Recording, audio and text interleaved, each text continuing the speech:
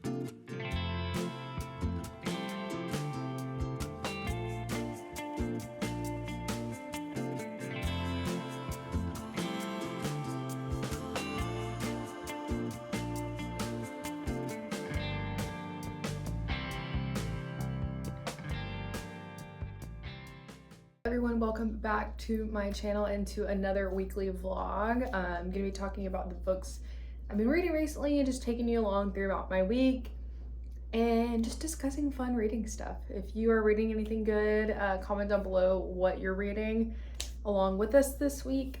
Today is Tuesday, so I'm getting a little bit of a late start to actually talking about my reading because it's been a really busy week for us. But figured I should start off. At the end of my last reading vlog, I talked about how I was starting this crazy long book, and a very popular one that I've had on my TBR for a while, The Stormlight Archives by Brandon Sanderson. I have finished the first book. As you can see, it is very well tabbed, and I had a lot of fun going through and kind of like analyzing this and buddy reading it with one of my friends who has read it before. And so we got to have like some good discussion around it. But in summary, like it's a long book. It's over 1,000 pages, so it's kind of hard to summarize, but I absolutely loved it. I gave it 5 stars. It definitely feels more like a setup book, but it's a long series, so I think it's 5 books, or the 5th one's coming out this year, at the end of this year. But essentially you're following like a pretty big cast of characters, and you have, I would say, like about 3 kind of main POVs. Kaladin, Shallan, and Dalinar. I would say like the main POVs. There are a couple like sprinkled out through the book. Also, please, no spoilers, and no spoilers on anything I'm talking about either. But the magic system and kind of like the culture / religion is super interesting in this book. I think Brandon Sanderson is really good at like crafting complete worlds. Like what's it's definitely epic, like high fantasy, but I would say if you are a fantasy reader, like I was a little bit intimidated by this. It wasn't super hard for me to grasp conceptually. There is some stuff that like you clearly aren't supposed to understand yet. Like they do flesh out, I think like the arc within the book is very like well established. Like there is a clear like beginning and end to the character journeys throughout here. So it's not like unsatisfying in the ending, but you can definitely tell there's a lot more to be desired as you continue the series. But yeah, I would definitely recommend this if you are a fantasy lover and you love a good, well-crafted world and magic system. The magic isn't necessarily the like core focus of this book, but it is still very interesting. I actually tandem read this with the audiobook, so I would kind of flip back and forth between the physical and the audiobook just because it was so dense. But the narrator was super good on the audiobook, so I would definitely recommend that. I do think if I read this exclusively audiobook that I would definitely miss some things, so I'm glad that I kind of toggle back and forth, and I would go back and kind of like tab the important parts and like review the parts I did on audiobook. There's some great quotes in this book. It is definitely like one of the main kind of POVs is a big message around like empathy, and that's something that I really love represented in books, especially fantasy books. So if you've been like waiting and trying to decide whether you should start the series, I definitely recommend that you do. It's not nearly as intimidating as it kind of seems it is. His writing is very easy to read. I got my iced coffee. The other kind of catching up on books that I finished the first couple days of the week, because I started this vlog on Sunday. I started reading If the Shoe Fits by, I think it was Julie Murphy. This was like a fun, quick romance. I was intrigued by it because I'm a big like Disney fan, and this series is kind of like a anthology maybe, because it's different authors that are kind of writing in the same kind of like themed thing, because it's like a retelling of Cinderella. But I love a good book that kind of plays around with the idea of like the reality TV shows. Like I love reality TV. I think it's so entertaining. And this is definitely like a Bachelor style vibe. Like you have your main character who is definitely Cinderella-esque, but she is also plus size, which is like a nice representation to have, especially when you're regarding like Disney themes, which you don't see very much of, or any of really. So it was good. The writing wasn't anything like outstanding, so I think I gave it like 3 stars, but it was entertaining and a short read, so for that I'll give it what it is. And I think the concept was interesting and it was sweet. I think it was like a sweet romance. So, and then the current audiobook I'm reading is A House at the Bottom of the Lake. A House at the Bottom of the Lake, yeah, by Josh Mallerman. This was recommended by Books and Lala here on YouTube, and I have a lot of similar reading taste to her, so I saw this like short horror novel and I was like, ooh, sounds interesting. So far we're following like 2 teenagers, and they are kind of like going on their first date. It's like a cute summer like teenage romance thing, and they discover this like kind of secret area within the lake, and they dive down and they find this house that is beneath the lake, and it's completely preserved. And when they go into it, it's not like anything's actually underwater. It's like all pristine, not like floating or anything. And so they're super like thrown off by that and trying to figure out what is going on. But they're not really like concerned. They're actually like really into it and want to like preserve it and not tell anybody about it. They kind of like keep it to themselves. It seems like some sinister things are starting to happen. Like they keep thinking they see things that aren't actually there. So I'm assuming this has some kind of like supernatural underlying thing that's going on, but we'll see. It's only like 4 hours. It's like a novella, so I think I'm over halfway through it. Other book that I started a physical read of is Woman of Light by Callie Fajardo-Anstine. And this is something I've had on my TBR for a while. It got a little water damage. That's why the cover looks like this. But essentially in this book, you're following, I think it's like 3 or 5 different generations of indigenous Latin American families that have like immigrated into Colorado. And it starts in like the 1800s and goes all the way until like the 1950s, I think. And you're kind of centered around one woman and like her story. So far, it's been pretty good. It's moving a little slow, but it's not a super long book. I'm about this far into it, and you're kind of starting to see a little bit of her arc. She was, her dad was very abusive to her mother and to them as kids, her and her brother, and something happened to her brother that was an act of like racism in their community. And it seems like this is going to be like kind of the catalyst of what's going to cause a lot of change for her in her more adult life and her family, because her brother gets like sent away. And she's also cool kind of side things is he's a snake charmer, which is like super cool.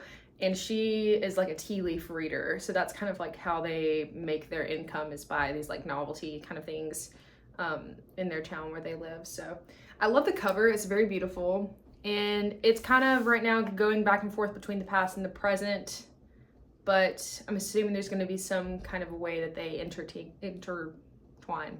Yeah. So yeah, that's kind of what we're reading right now. I do have to this week catch up on our book club book, which is The Measure. This one, I'm really excited to get started on this because it's been on my T-bar for a while and it got picked by another one of our book club members. It's like a sci-fi kind of dystopian novel where everybody gets this box delivered to their front door that has a piece of string that indicates how long they will live. And it's like, what are the societal repercussions of that? What does that mean? Like, do you want to know? Do you not want to know? What do you do once you know? So I'll keep you updated as I read on how that goes, but I'm very intrigued by that too. I'm gonna head to work for the day. Yay. I'm gonna listen to the House at the Bottom of the Lake audiobook on my commute, and I'll keep you updated.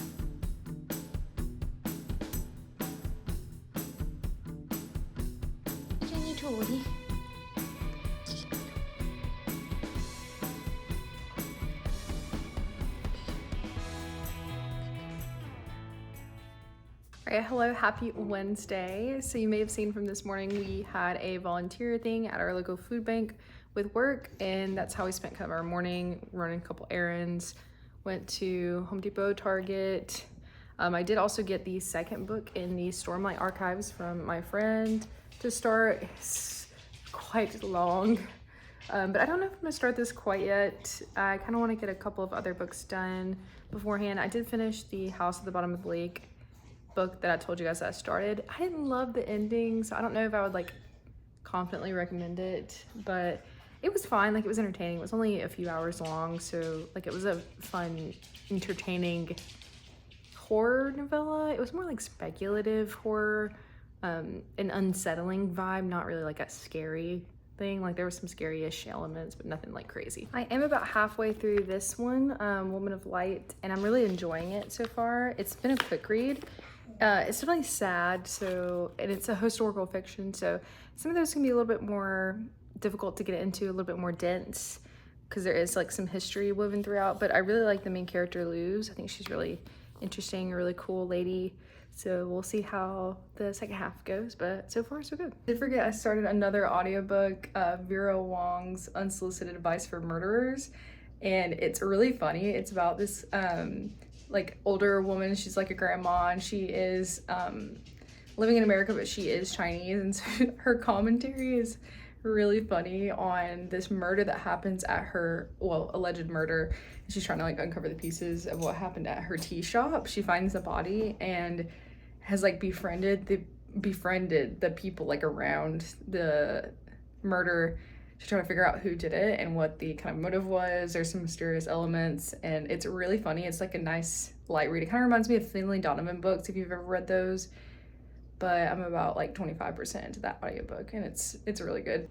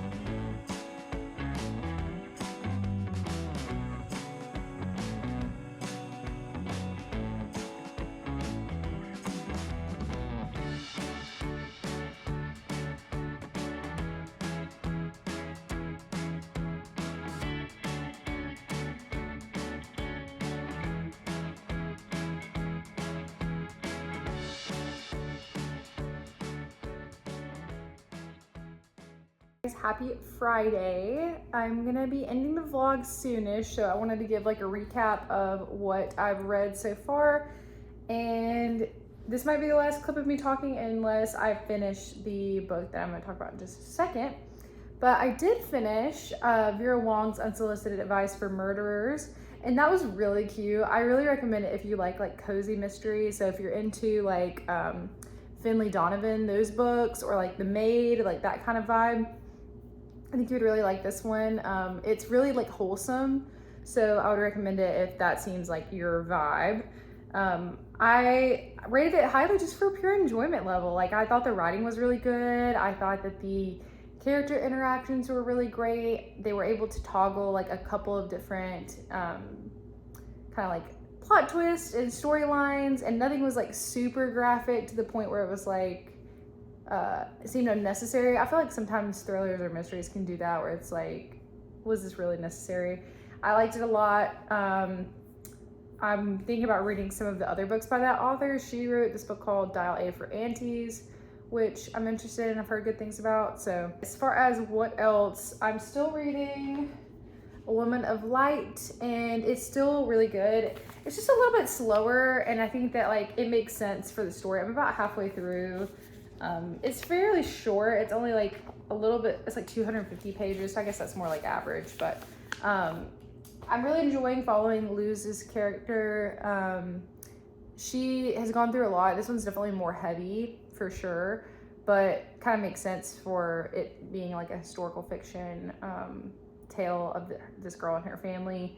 She is navigating like entering into relationships for the first time. There's definitely a lot of racism going on in the community that she's in, and now she's working with this lawyer who is he's Greek, but he's like seen as not white, or like separated from the more like Anglo community is what they call it in this time period. It's like the 30s, but he's helping cases of police brutality. Like, there's a lot going on in the story, and I think it's really well written. Things I would compare it to are like Gods of Jade and Shadow, or Take My Hand is another good example. because there is like some like little bit of law aspect sprinkled throughout with her now working as like a legal secretary. So, and she is experiencing like the separation from her brother, and they're really poor as well, and so she's having to navigate those difficulties in her life. But I think I'll probably finish this either today or tomorrow, and give like my final thoughts, just so that like we can close that out. But we had a great 4th of July yesterday. Yesterday. We didn't do much. It stormed here, so we stayed inside, but we had a great, nice, relaxing evening together. We're watching The Bear right now, which is one of my like favorite shows. It's so good. Couldn't recommend it enough if you haven't seen it. It's on Hulu with Jeremy Allen White from Shameless. So if you haven't seen it, you definitely should, because it's super good. It is definitely stressful, but on purpose. So that's what's going on now. I'm about to eat some sushi and just chill out for the rest of the evening. So